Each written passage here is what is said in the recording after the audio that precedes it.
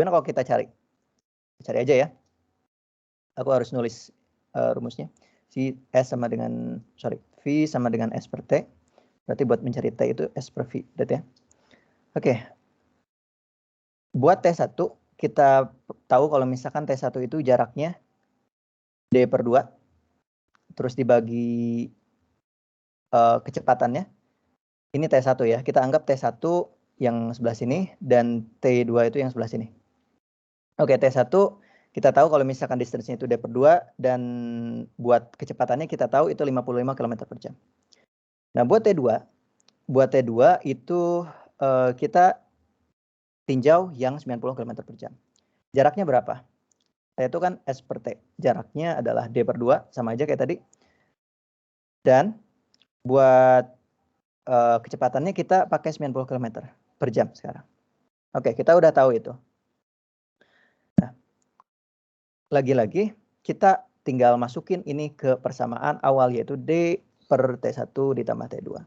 Jadinya untuk S average speed, kelajuan rata-rata, itu kita bisa langsung masukkan T1 T1-nya itu D per 2 per 55 ditambah D per 2 per 90. Kalau D-nya kita turunin, kalau 2-nya kita turunin itu bakal jadi D, ini jadi D per 110 ditambah D per 180. Oke, kita bisa samakan, kita bisa coret ya ini, D kita coret semua. Berarti kita bakal berakhir sama ini, 110 tambah 1 per 180.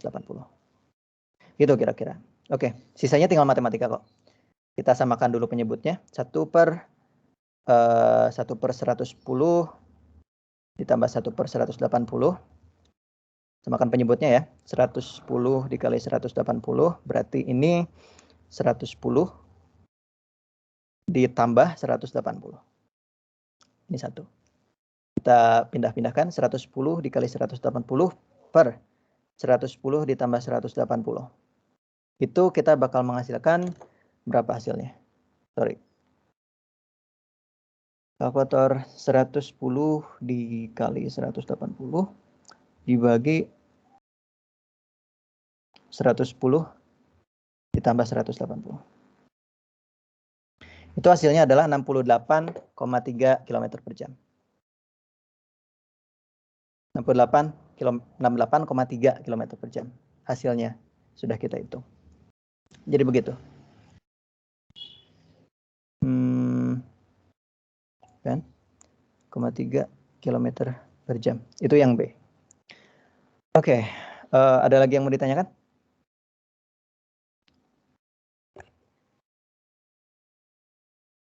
Gak ada ya kelihatannya.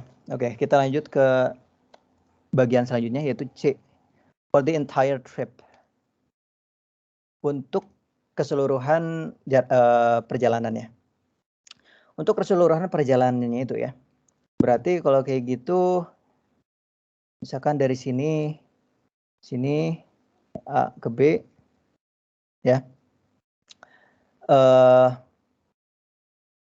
Berarti kalau misalnya kayak gitu, kita hitung kecepatan, nggak kelajuan dari A ke B, terus digabung sama kelajuan B ke A. Nah, sederhananya kita bisa pakai rumus yang tadi. Untuk S average ini, kita bisa pakai rumus yang D per T, sama aja. Nah, cuman, misalkan kita anggap jarak antara keduanya itu D. Gara-gara kita bolak-balik, D-nya itu kita ubah jadi 2D. Itu kan? Gitu. Terus untuk waktunya kita bisa ambil dengan, ingat rumus waktu itu jarak per kecepatan. Kita bisa hitung waktunya untuk T1-nya ya, dengan jarak dibagi kecepatan. Pertama, dia tuh ke sana. Ya. Terus jaraknya D. Nah, terus dia punya kecepatan dengan nilai kecepatannya itu tadi berapa? 72,5 ya. Dengan nilai 72,5. Berarti ini D per 72,5. Nah, buat T2, itu kita punya kecepatan dengan waktu ya dengan D jarak per kecepatannya, yaitu 68,3. Buat itu kita tinggal jalanin aja, kita masukkan T itu sama dengan T1 ditambah T2, berarti tinggal kita masukkan D 72,5 ditambah D per 68,3. Nanti kita bakal ketemu jawabannya. By the way, ini ada berapa lama lagi waktu yang kita punya?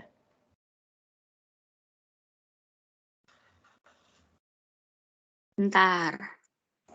Sekarang udah jam 16.13, berarti Ada sekitar sejam kurang lagi ya? ya sejam kurang. Oke, buat yang ini intinya kayak gitu ya. Intinya kayak gitu, aku nggak bakal hitung dulu, soalnya prosesnya masih sama. Dan kalau misalnya kalian ikuti persamaan ini sampai akhir, kalian bakal menjawabnya. Nah, terus selanjutnya kita bakal jawab yang D, what is your average velocity for the entire trip? Kecepatan rata-rata. Entire trip itu berarti dari San Antonio ke Houston, dan dari Houston ke San Antonio lagi. Balik lagi ke tempat awal kan? Balik lagi ke yang tadi, berarti perpindahannya itu 0. Kalau perpindahannya 0, otomatis si average velocity-nya, kecepatan rata-ratanya itu pasti 0 juga, gara-gara perpindahannya 0. Gitu, nggak usah ditulis ya. Lanjut. Nah, ini berhubungan sama yang turunan tadi nih. If the position of a particle is given by, kita punya persamaan posisi 20T min 5T pangkat 3, where X is in meters and T is in seconds, when, if ever, is the particle's velocity 0. Oke. Buat yang A, dia tuh nanyain, kapan V-nya itu 0. Kapan V-nya itu 0? Nah, buat jawab bagian ini, kita tahu kalau misalkan V itu, ya, kecepatan sesaat, itu sama dengan kalau misalkan kita nurunin persamaan posisi. Jadi, pertama, kita harus tahu dulu nih, persamaan dari kecepatannya itu apa, dengan cara menurunkan persamaan posisi yang kita punya. Lanjut aja ya. Pertama, nurunin persamaan posisi. Berarti ini 20 min 15T kuadrat. Ya, 3 kali 5, 15. Terus asalnya pangkatnya 3, berkurang 1 jadi 2. Gitu. Kita udah dapat persamaan posisinya dan kita ditanyain kapan V-nya 0. Ya udah. Berarti kalau misalnya kayak gitu, pasang aja V-nya 0. 20 min 15T kuadrat. Ini 15T kuadrat sama dengan 20. T kuadrat sama dengan 20 per 15. Kita sederhanain aja langsung jadi 4 per 3 ya. Kita bakal dapat result sebanyak akar dari 4 per 3. Atau 2 per akar 3. Kalau kita rasionalin, hasilnya kita bakal jadi 2 akar 3 per 3. Jangan lupa gara-gara ini kuadrat ya. Gara-gara ini kuadrat, terus kita memperoleh 2 akar 3 per 3-nya dengan mengakarkan kedua ruas. Ini bisa aja positif, bisa aja negatif. Berarti kita simpan tanda positif negatif di sini. Udah gitu jadinya. Itu buat yang A. Terus yang pertanyaan yang B. Kapan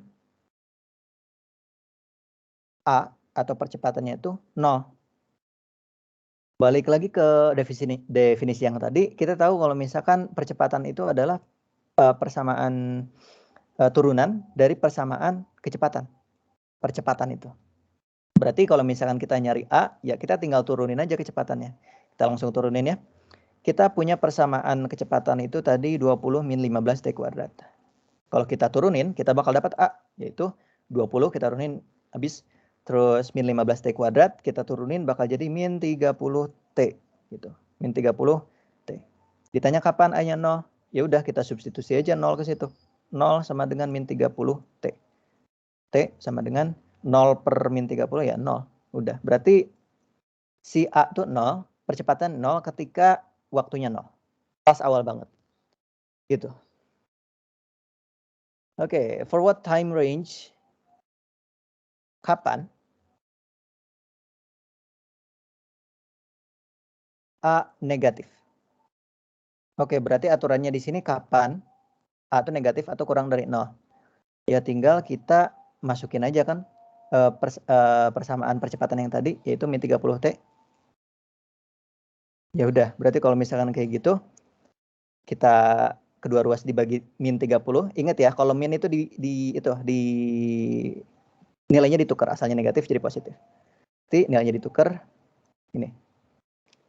Berarti hasilnya T lebih dari 0, detik-detiknya lebih dari 0 detik, itu A-nya selalu negatif. Gitu. Oke, buat yang grafik kurasa bakal aku skip dulu, soalnya lumayan makan waktu. Kita lanjut aja dulu ke yang lainnya. The brakes on your car can slow you at the rate of 5.2 meters per second squared. Oke, kita punya percepatannya. Percepatan. Itu -5. Oh, tunggu bentar. Sebelumnya. Buat yang sebelumnya ada yang mau ditanyakan nggak? Apa sudah cukup jelas?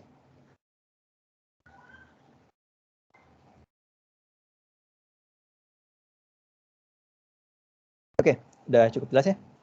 Kita lanjut ke yang tadi, balik lagi. The brakes on your car can slow you at a rate of 5.2 meters per second. Rem di mobil dapat melambatkan dengan perlambatan tuh 5,2 meter per detik. Kita pakai A, soalnya technically ini masih percepatan ya, cuman arahnya tuh negatif, jadi diperlambat. Ini negatif 5,2 meter per detik kuadrat. Terus kecepatan awalnya itu 137 km per jam. Ya, you're going 177 km per hour. Bla bla bla, ngelihat polisi tilang.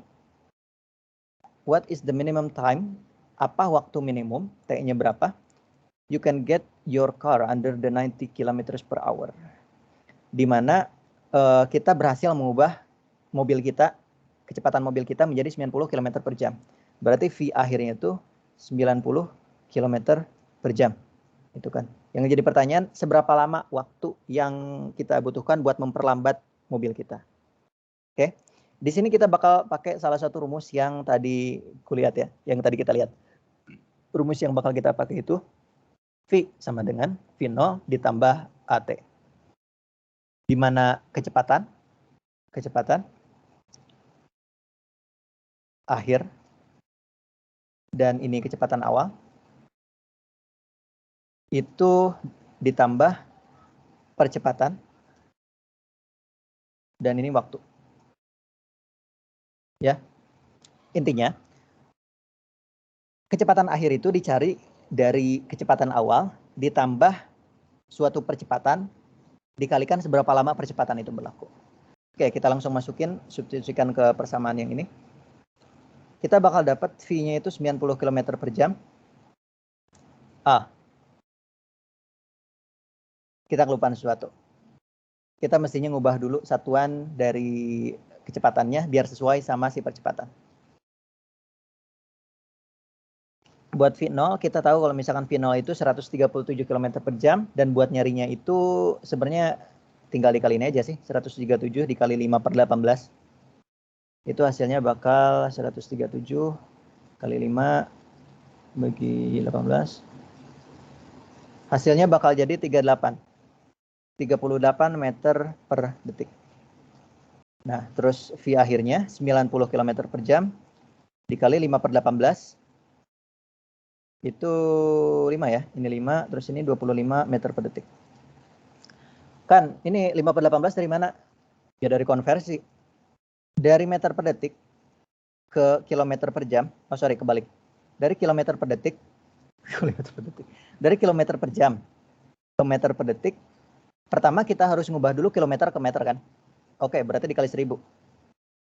Terus kita perlu ngubah dari jam ke detik. Berarti dari jam ke detik itu 3600 ya kan? Dalam waktu 1 detik. Kita sederhanain, kita bakal dapat 5 per 18. Ya siapa tahu aja kalian butuh itu gitu. Oke, kita bisa langsung masukin semuanya gara-gara kita satuannya udah sama, meter per detik sama meter per detik kuadrat. Berarti kalau begitu tinggal kita masukin kecepatan akhirnya 25 meter per detik dan kecepatan awalnya itu 38 meter per detik. Ya. Terus ditambah A. A-nya itu tadi berapa? Min 5,2 ya. Ditambah min 5,2 dikali T. T ini yang ditanya. Oke. Lanjut aja. 25 sama dengan 38 min 5,2 T. 5,2 T-nya bisa kita pindahkan ke sisi kiri. Dan yang ini tuh hasilnya 13 ya? 13. Nah, jadi untuk T-nya itu 13 dibagi 5,2. Kalau nggak salah hasilnya 2,5. Jadi waktu dari 137 km per jam ke 90 km per jam itu kita punya 2,5 detik buat ngubah kecepatan itu. Coba aku mastiin dulu, bener nggak? 13 dibagi 5,2 sama dengan 2,5. Oke. Ya, udah beres kayak gitu. Kita dapat waktunya. Kita dapat waktu tempuh dari mobilnya untuk diperlambat. Buat yang B, grafik lagi. Aku bakal skip juga. Ini soalnya makan waktu kalau misalnya grafik. A rock is thrown vertically upward from ground level at time t equals 0. At t equals, saat 0, dia tuh dilemparkan. Dan saat t sama dengan 1,5 sekon, kita sebut T1, dan 1 sekon kemudian, T2-nya itu 1,5 ditambah 1, berarti 2,5 ya. Itu mencapai maximum height, ketinggian maksimum. Yang ditanya, berapa tinggi dari suatu menara ini. Oke, sekali lagi, ada batu dilempar ke atas, ya, dan pas detik ke 1,5, dia tuh ngelewat suatu pas banget di puncak suatu menara. Di waktu 1,5 detik itu. Dan 1 detik kemudian, yaitu di detik ke 2,5, dia tuh udah nyampe tinggi maksimum. Jadi kayak misalkan ada towernya, terus kita lempar gitu ya. Nah gitu.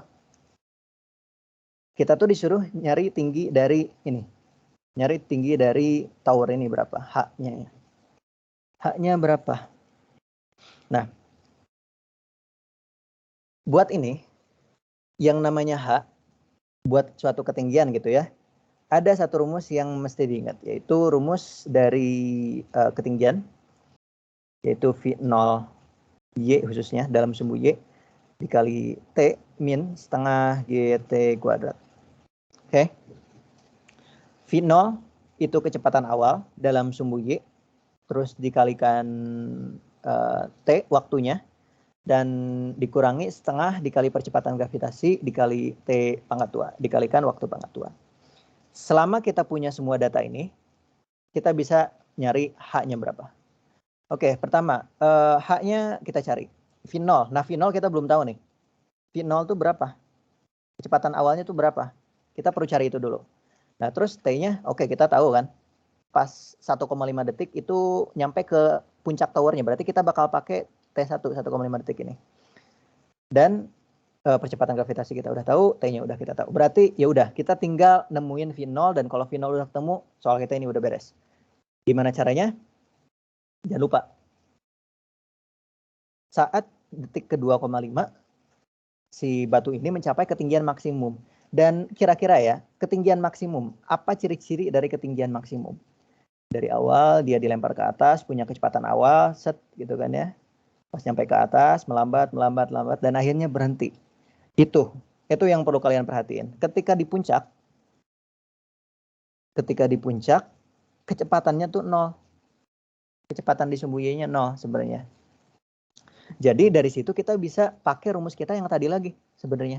V sama dengan V0 ditambah AT, ya kan? Cuman kali ini V-nya 0, terus V0-nya kita cari, terus A-nya min G, sekali T.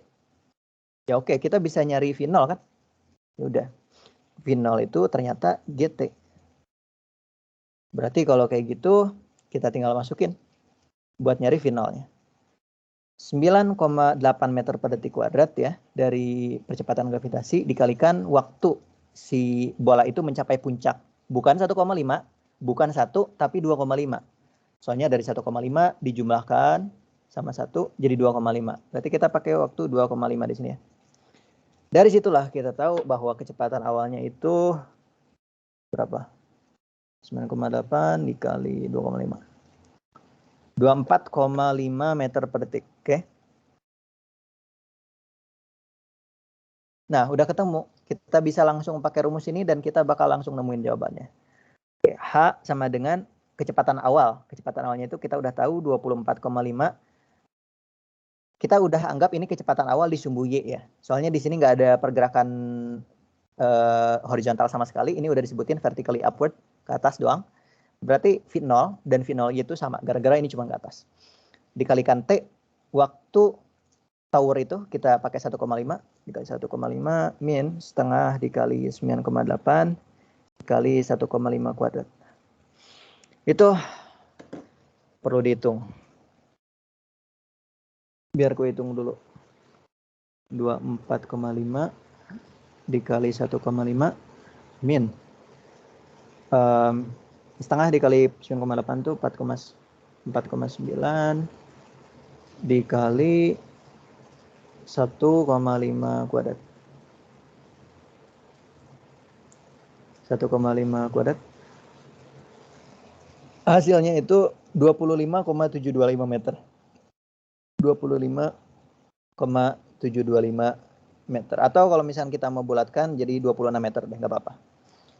Itu jadinya. Itu buat nyari kecepatan, bukan kecepatan, tinggi dari suatu benda yang dilemparkan ke atas. Ada yang mau ditanyakan di sini?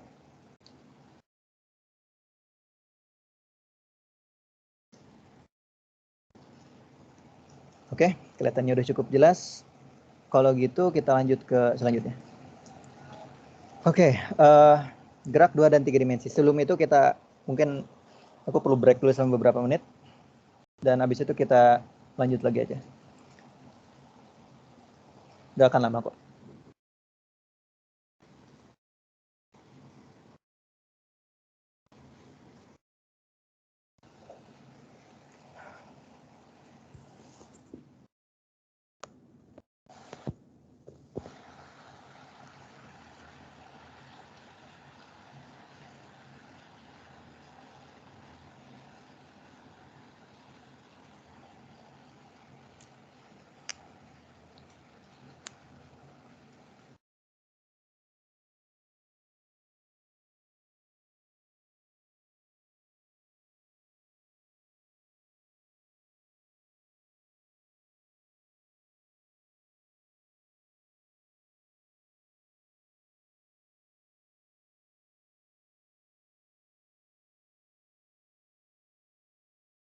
Oke, break beres. Kita lanjut ke gerak 2 dan 3 dimensi.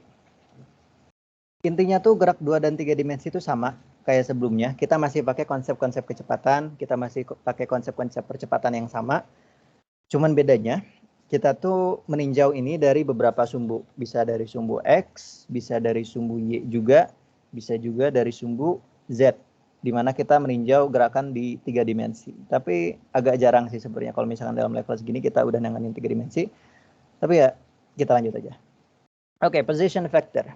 Sama kayak tadi, posisi itu adalah lokasi yang dilihat dari posisi awal. Bedanya, sekali lagi bedanya, cuman beda sumbu doang. Tadi itu kan kita cuman meninjaunya di satu sumbu.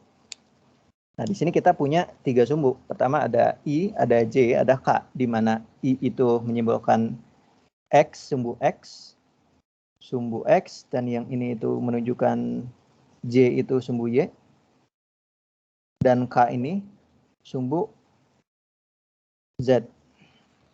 Itu aja sih, sama kayak tadi. Jadi kita bisa aja punya 3 nilai sumbu. Lanjutin. Dan juga perpindahan itu sama. Posisi awal, enggak posisi akhir, kurangi posisi awal. Cuman bedanya lagi-lagi kita ambil beberapa sumbu di sini. Awalnya kan kita cuma meninjau sesuatu yang bergerak kayak dalam satu sumbu doang. Terus misalkan bergerak sana, bergerak ke kiri misalkan. Nah, kalau misalkan ini kita bisa meninjau 2 sumbu, kayak gerak parabola tadi, gerak bola yang dilempar tadi. Kalau misalkan kita ngelempar ini, gitu ya, ngelempar bola dan jaraknya tuh, jalurnya tuh kayak gini. Dan kita ambil segini, posisi dia pas lagi saat itu. Kita bisa meninjau dari 2 kan, berarti kita punya X dan kita punya Y. Berarti otomatis dia punya 2 nilai sebenarnya. Nilai dia di sumbu X dan nilai dia di sumbu Y. Misalkan di sumbu X itu ada 3 meter, dan di sumbu Y itu ada 5 meter. Kalau misalkan dituangkan ke dalam posisi ya, misalkan kita posisinya aja dulu, itu berarti 5 meter I ditambah 3 meter J, sesuai sumbunya. Dan dari situ kita bisa melangkah ke displacement, suatu perpindahan, dan kita memperhatikan sumbunya.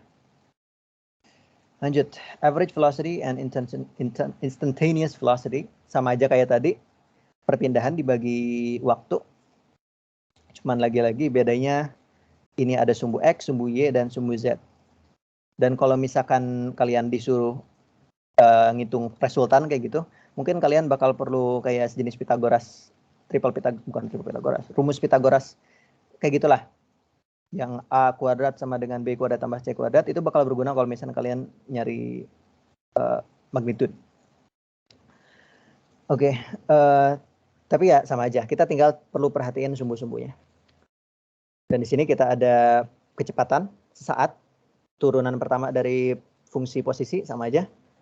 Lagi-lagi kita punya notasi vektor di sumbu X, Y, sama Z, sisanya sama. Sisanya sama. Ini juga sama ya, buat percepatan rata-rata, perubahan kecepatan per waktu. Terus kalau percepatan sesaat itu kecepatan per waktu, bukan. Fungsi kecepatan diturunkan sekali gitu ya. Terus ya udah gitu aja sih. Lagi-lagi A ini punya 3 sumbu. Ada sumbu X, ada sumbu Y, ada sumbu Z. Sesuai kebutuhan aja nanti. Lanjut. Projectile motion. Ini tuh sama aja kayak rumus-rumus yang tadi banyak itu. Cuman kali ini perbedaannya itu. Ada 2 perbedaan. Yang pertama di V0.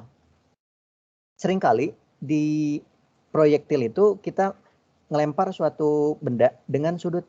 Ya, dengan sudut. Nah, sudut ini yang biasanya diambil itu dari tanah, dari sumbu X. Kita ambil kecepatan V0. Nah, gara-gara kita meninjau suatu benda yang ngaclang gitu ya, kita punya 2 kecepatan yang harus kita perhatikan. Kecepatan mendatar, yaitu V0x, yaitu sumbu X. Terus kita punya kecepatan yang vertikal, yaitu sumbu Y, V0y. Kalau begitu, hubungan antara V0y, V0 sama V0x itu kita bisa tuangkan di sini. Untuk V0x, dalam kasus ini adalah V0 cosinus theta. Ini theta ya. Terus buat V0y itu sama dengan V0 sinus theta. Tapi nggak selalu gini ya. Di sumbu X itu nggak selalu cosinus theta dan di sumbu Y itu nggak selalu sin. Itu tergantung di mana kita ngambil sudutnya. Kalau misalkan kita ngambil di sudut yang di atas ini, apa Vx masih tetap cos gitu. Terus VY masih tetap sin. Ya enggak. Jadi ketukar nanti. Kuncinya yang biasanya aku ambil biar nggak ketukar gitu ya. Biar nggak ketukar antara V0X sama V0Y. Kamu lihat aja. V0 mana yang nyentuh sudutnya. Gitu. Ya tentu kalau misalnya kita lihat di sini yang nyentuh sudut langsung itu ini kan. Yang V0X. Nah yang nyentuh sudut itu cos. Nyentuh sudut. Sedangkan buat yang VY itu nggak nyentuh sudut. Dia kepisah gitu. Selalu gitu. Kalau misalkan ada sudut kayak gini. Jadi jangan ketukar lagi. Selain V0, kita juga perlu meninjau itu percepatan. Kita udah jelasin bahwa percepatan ketika gerak jatuh bebas itu selalu ke bawah. Sedangkan kita nganggap bahwa atas itu positif dan bawah itu negatif. Berarti kita harus anggap bahwa percepatannya itu negatif G dengan nilai G 9,8 meter per detik kuadrat. Asal kalian ingat itu, kita insya Allah bisa lah nyelesain banyak dari soal yang kita kerjakan. Oke. Oke.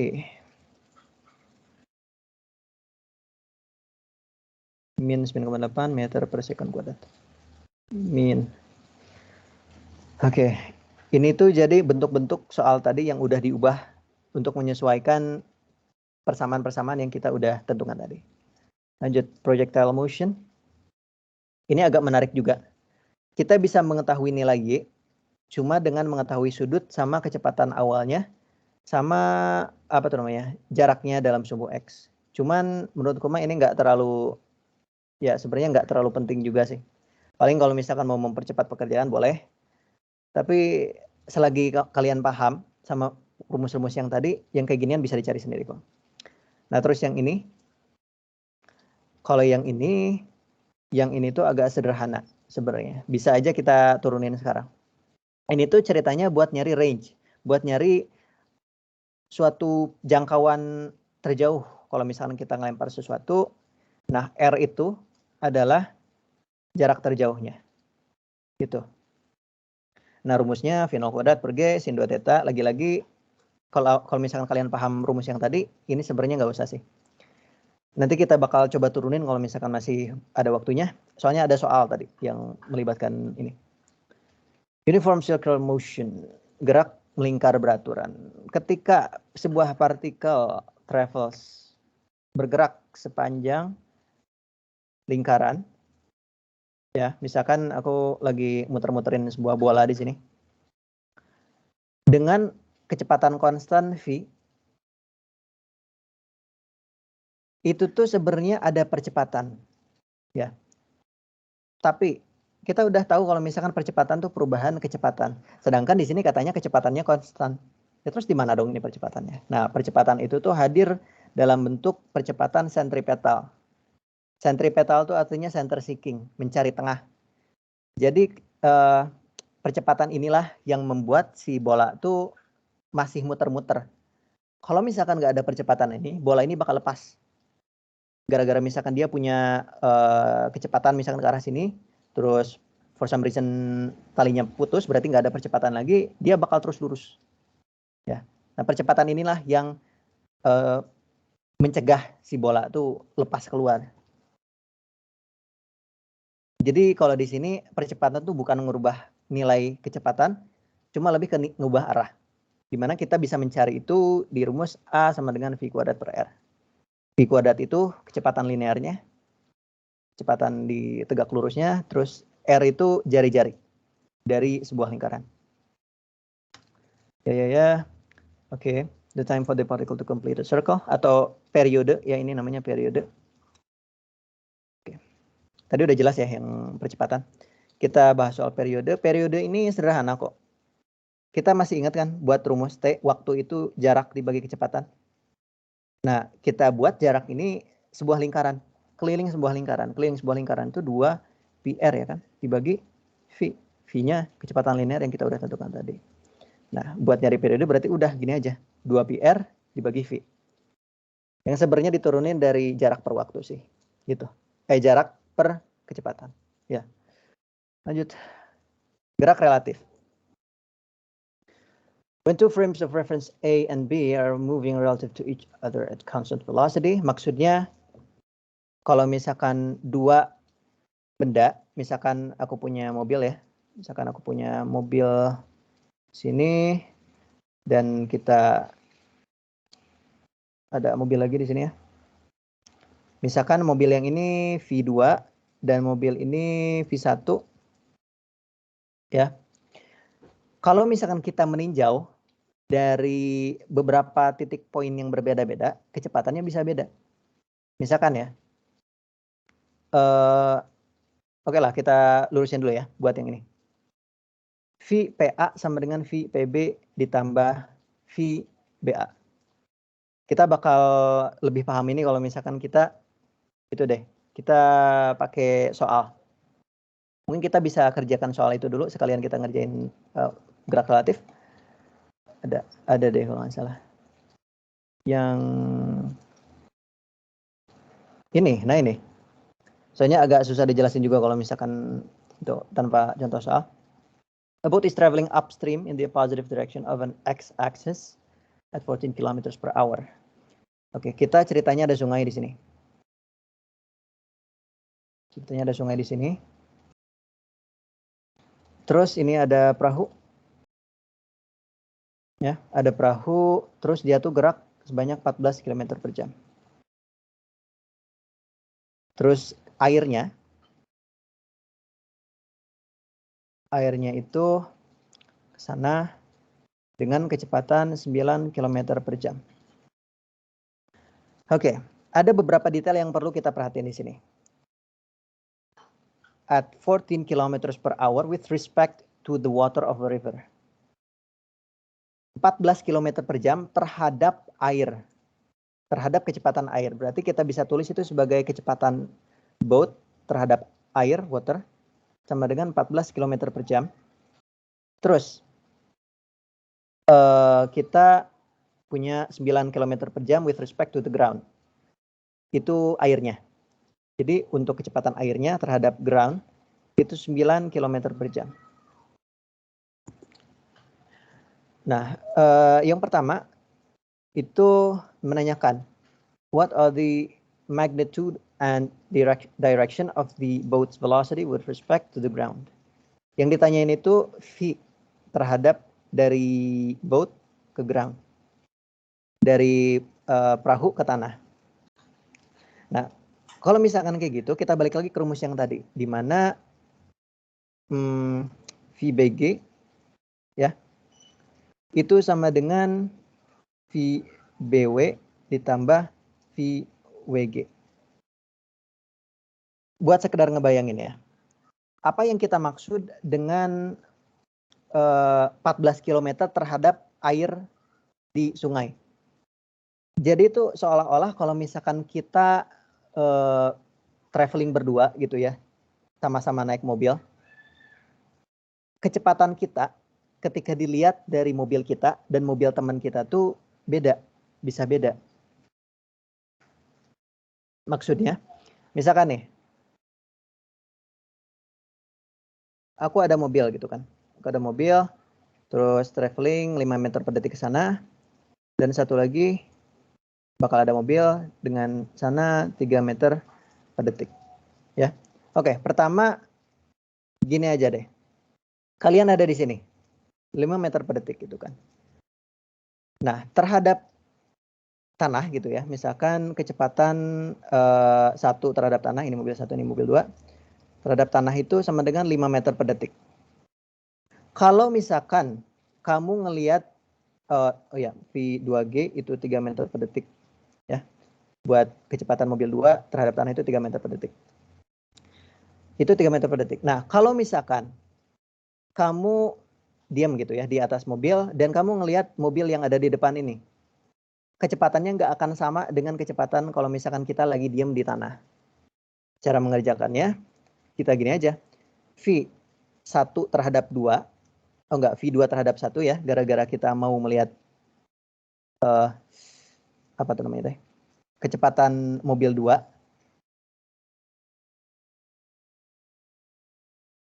Kita pengen lihat kecepatan mobil 2 terhadap mobil kita, yaitu mobil 1, itu tuh kita harus mempertimbangkan 2 hal. Yang pertama, kecepatan 2 terhadap tanah. V2G ditambah VG terhadap 1. Itu. Gimana ya cara jelasinnya? Aku agak bingung juga kalau misalkan kayak gini.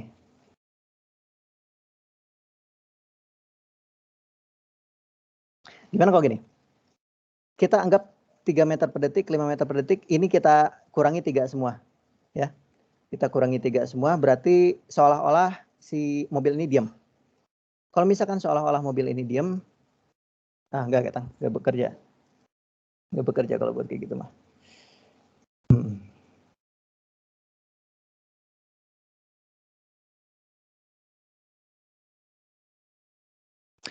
Oke lah, kalau buat sekarang kita balik dulu ke rumus yang tadi. Aku bakal nemuin suatu cara yang pas buat ngejelasin gerak relatif deh. Tapi enggak sekarang mungkin. Mohon maaf semuanya. Oke. Kita lanjut aja buat yang tadi dulu. VBG sama dengan VBW ditambah VWG. Paling hal yang bisa kita ambil dari sini tuh kayak kalau misalkan kita mau nyari VBG, kita tuh kayak seolah-olah harus ngilangin W-nya nih di sini. Ditambahin biar dua-duanya hilang W-nya tuh. Kita masukin aja. VBW itu sama dengan 14 dan VWG itu sama dengan 9 km per jam negatif gara-gara arahnya ke kiri. Min 9 sama dengan hasilnya tuh 5 ya. Ini berarti 5 meter per detik.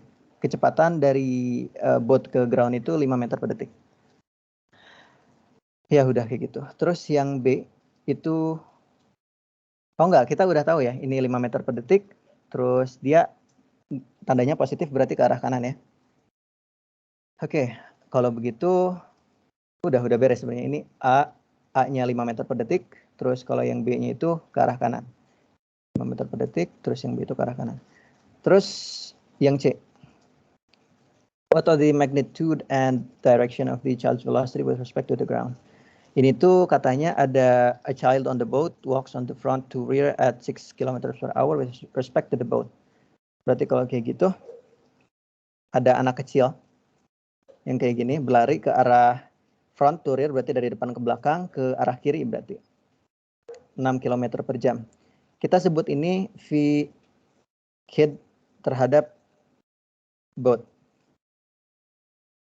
C deh, child terhadap boat. Dia tuh sama dengan berapa? 6 km per jam.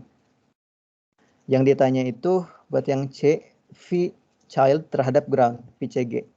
Ini sama aja soalnya kayak tadi. Kita tinggal pakai VCG sama dengan VCB ditambah VBG. Buat ini biar enak gitu ya. Kita tinjau aja yang tengah-tengahnya nih. Nah, tengah-tengahnya ini gara-gara dijumlahin bakal hilang. Itu bakal jadi VCB 6 km per jam ke arah kiri, min 6 ya. Terus ditambah VBG, VBG-nya kita udah tahu berapa tadi? 5 meter per detik di sini. 5 meter per detik VBG-nya. Ditambah 5 sama dengan min 1 meter per detik gitu. Ya, udah ketemu magnitude-nya udah 1 meter per detik dan D yang buat yang D direction arahnya itu ke arah kiri. Gara-gara ini negatif. Ini ke arah kiri atau negatif. Gitulah kira-kira. Itu gerak relatif. Aku kayaknya perlu jelasin ini dengan cara yang lebih baik buat kesempatan selanjutnya. Karena aku masih belum bisa ngejelasin secara konkret sebenarnya. Mohon maaf buat itu. Tapi aku janji kalau aku bakal nyedain suatu penjelasan yang lebih masuk akal lah istilahnya. Oke, lain kali. Oke, kita lanjut ke latihan soal dan ini berhubungan sama kinematika yang tadi. An ion's position vector is initially awalnya kecepatan awal itu 5i dikurangi 6j ditambah 2k. Maksudnya posisi ini 5 satuan di arah sumbu x terus negatif 6 berarti negatif 6 satuan di sumbu y dan 2 satuan di sumbu z. Itu yang pertama. Terus yang kedua kita sebut aja R aksen gitu ya. Ini tuh min 2i ditambah 8j min 2k. All in meters in unit vector notation, what is V average during 10 seconds? Dan waktunya itu 10 detik. Yang ditanya tuh V average dalam unit vector. Kita masih ingatkan kalau misalkan kecepatan itu adalah perpindahan posisi dibagi waktu. Kalau begitu kita tinggal tinjau aja perpindahan posisi di masing-masing di masing-masing sumbu. Oke, kita lihat ya. V average adalah perpindahan posisi bagi waktu. Pertama, kita tinjau dulu sumbu X ya. Sumbu X itu akhirnya kita posisi akhir min 2 dan posisi awalnya 5. Berarti kalau begitu, ingat ya, perubahan posisi itu adalah posisi akhir kurang posisi awal. Kita tinggal kurangi aja. Berarti buat yang sumbu X, min 2 kurang 5, I ditambah. Terus yang sumbu Y itu berarti yang J, posisi akhirnya 8 dan posisi awalnya 6. Berarti 8 min 6. J ditambah. Buat yang sumbu Z-nya berarti min 2 kurang 2K. Gitu. Dibagi waktu ini semua. Yaitu 10. Kita kerjain min 2 kurang 5 tuh ya, min 2 kurang 5 tuh berarti min 7 I, terus 8 min 6 itu tambah 14 J, dan min 2 itu berarti min 4 K I J K per 10. Udah sih, kita udah beres. Kita udah beres berarti hasil akhirnya adalah min 0,7 I ditambah 1,4 J K. Udah sih ini sebenarnya. Jadi buat vektor kecepatan rata-ratanya itu kita bakal dapat min 0,7 I dalam sumbu X ditambah 1,4 C dalam sumbu Y dikurangi 0,4 dalam sumbu Z. Gitu aja. Udah. Ya udah aja begitu kira-kira. Ada yang ditanyakan? Udah cukup jelas?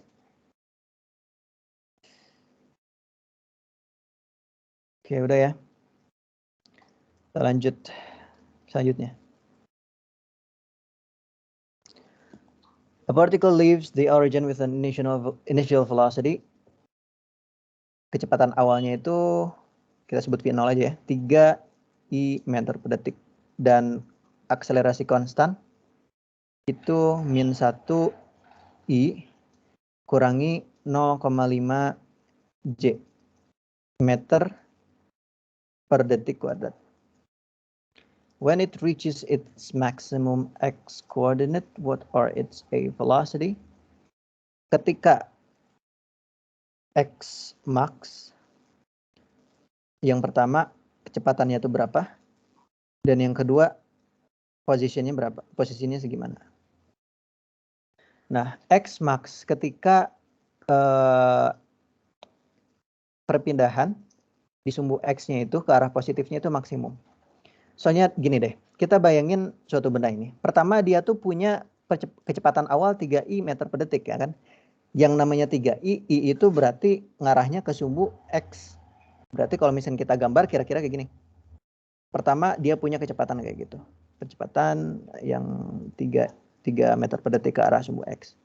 Nah, terus perlambatannya ini, kita sebut perlambatan gradasinya negatif.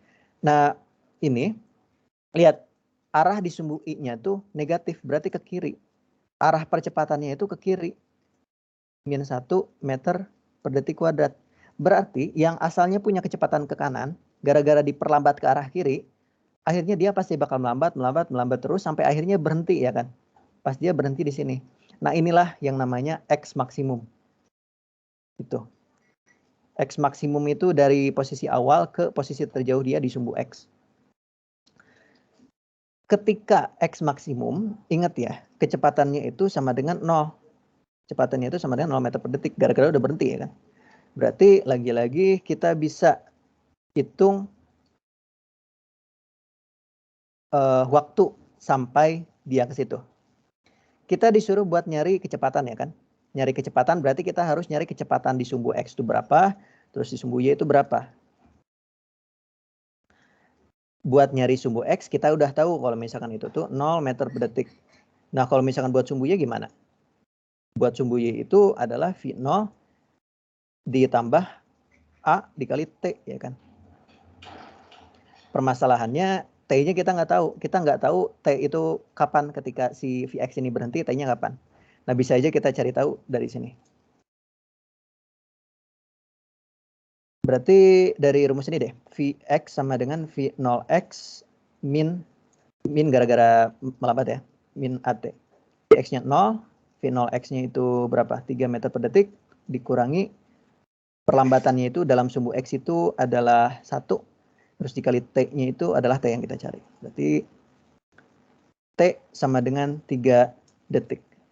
Oke, gara-gara T-nya udah ketemu, kita bisa cari V. V-nya itu V0, pertama dia punya kecepatan di sumbu Y enggak ya? Berarti kayak gitu tinggalin aja 0. Ditambah percepatannya min 0,5 dikali waktunya 3 detik. Berarti min 1,5 meter per detik di sumbu Y. Kalau begitu kita bisa tulis ini sebagai buat yang A. V-nya itu sama dengan gara-gara X ini 0 meter per detik gak gerak, kita nggak usah tulis. Terus yang Y ini min 1,5 meter per detik. Berarti kita tinggal tinjau di sumbu Y aja, yaitu 1,5 J meter per detik. Itu aja sih kira-kira buat yang A. Nah kalau misalkan buat yang B, position vector, itu gimana? Kita tahu kecepatan awal, kita tahu percepatan, dan kita tahu juga waktu tempuhnya ya. Berarti kita bisa tinjau per sumbu. Pertama, di sumbu X. sumbu X. V0 dari sumbu X itu 3 meter per detik ya kan. Terus waktu sampai berhenti itu dia tuh 3 detik.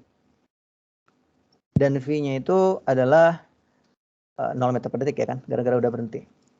Nah, buat nyari vektor posisi, kita bisa pakai ini. V0T tambah setengah AT kuadrat. Kita tinggal masukin buat nyari perpindahan di sumbu X-nya, berarti 3 dikali T, waktunya itu 3 detik. Terus ditambah setengah dikali A-nya ini punya perlambatan, -1 ya kan dalam sumbu X, terus dikali T kuadrat berarti 9.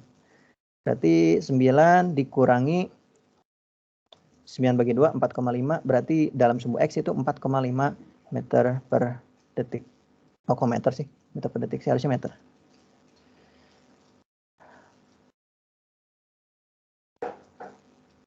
Ya, gitu. Nah, buat sumbu Y, langkahnya sama. Y sama dengan V0YT ditambah setengah AT kuadrat. Buat V0, kira-kira buat di sumbu Y dia punya kecepatan awal nggak? Ya enggak ya kan, berarti kita anggap 0 di situ. Terus dia punya A, ya punya yang ini, min 0,5 Joule.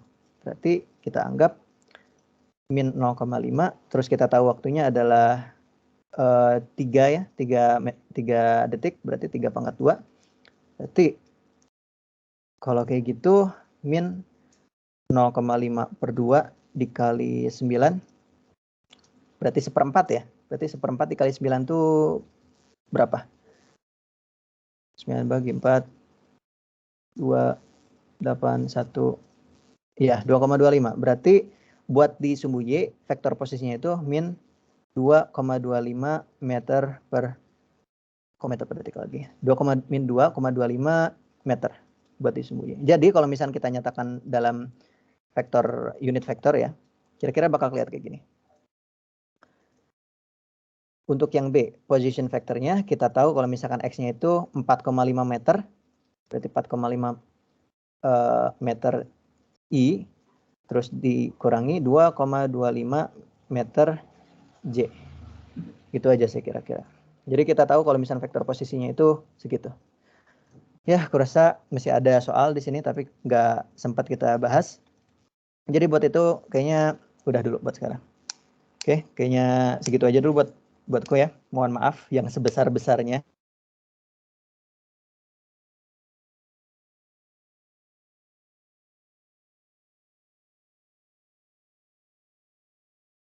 Oke, makasih Arkan.